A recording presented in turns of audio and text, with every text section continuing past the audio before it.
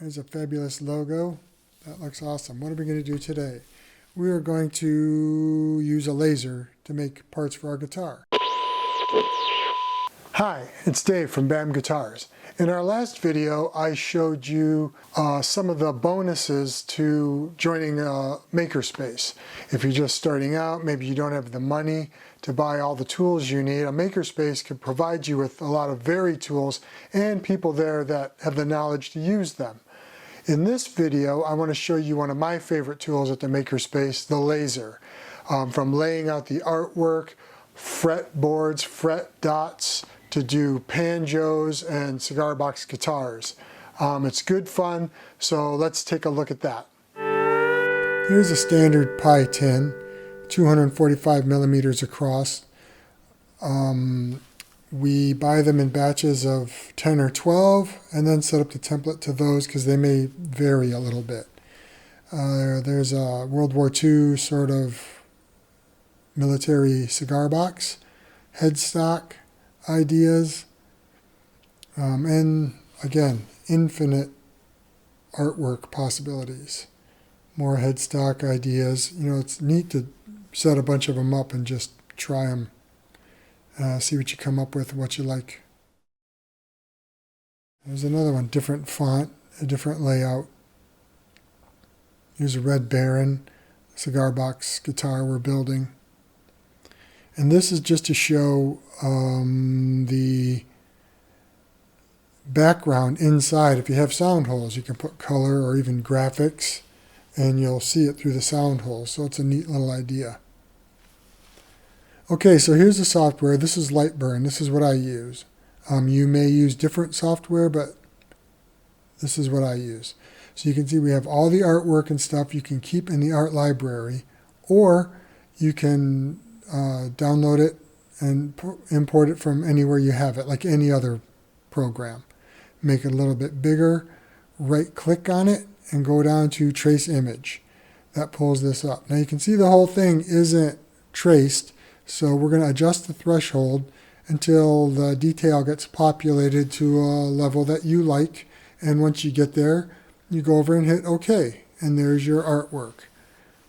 We'll set that off to the side. Now here's a template, 245 millimeter pie tin with screw holes all laid out with its own settings. We're going to grab this, bring it over here, size it to that however you want, larger, smaller, put it however you like, then click off. Now grab the pie outline and then the graphics outline separate, because when you go over here to the tools and you grab Boolean subtract and click, it's going to take the second image from the first image. So that'll leave you a nice outline ready to go. Now we'll pull that over and it's ready to be etched. And we'll grab the outline again. It has its own cut settings for cutting out the circumference and the screws. Now we'll come over and we'll select the bit we just did. Click that, go up to this bullseye crosshairs looking thing, and it aligns the vertical and horizontal centers. You click and there you are. It's ready to go to the laser. Now we will check our settings. So you can see the top one is faster at a lower power and the other one is slower at a higher power. And the second one is obvious. We'll do the circumference and the holes for actually cutting the wood. Here you see our design.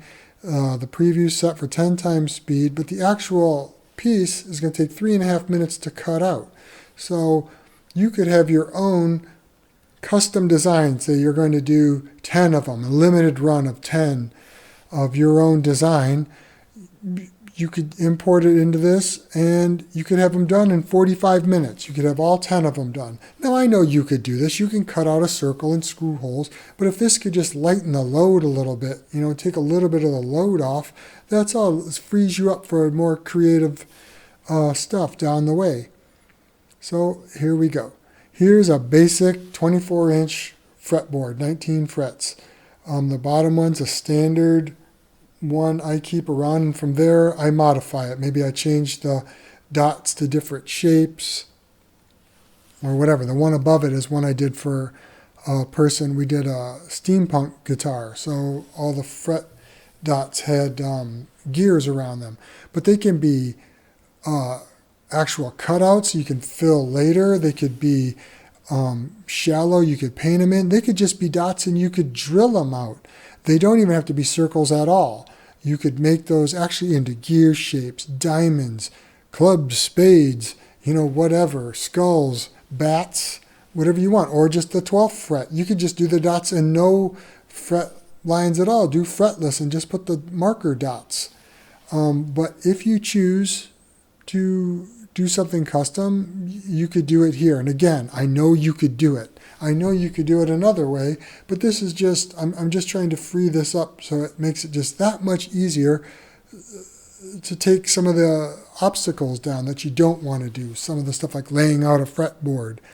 You still have to do it. You still have to put the frets in and do all that, but this just makes it a little bit easier and a little bit less work. That's all. And you save these templates and use them over and over. Okay, so here's what I was talking about. The cardboard template. I cut that out. It's all square, ready to go. You can see that it's taller, the opening, but the wood could be taller, but it's still only going to cut out what you want. And you trim the rest to the size of your neck. It could be longer. It's still only going to cut your fretboard out and do the lines and the dots.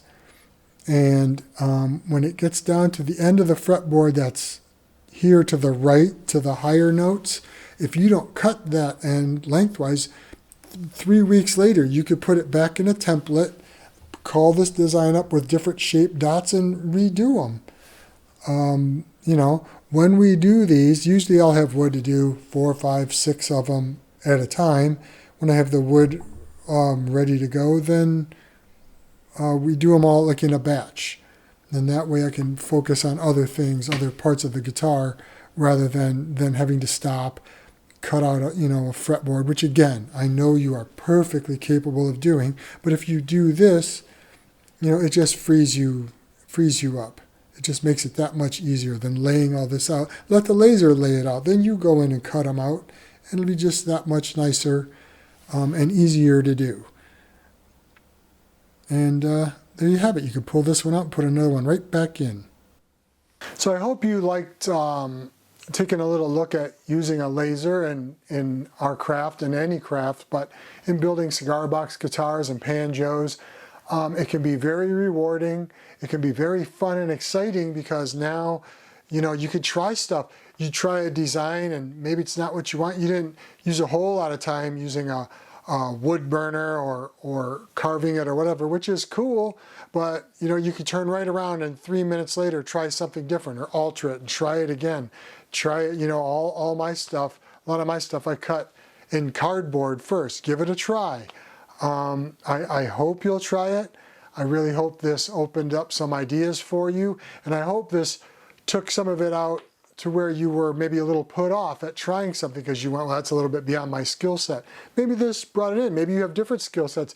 Maybe you have more skill sets using software than you do hand tools. This could be your golden ticket. So please, please try. Please go make something, whether it's a guitar or whatever else is you've got on the shelf that you want to make. Just pull it down and work on it. It's going to be cool. I know it's going to be cool. I know you can do it.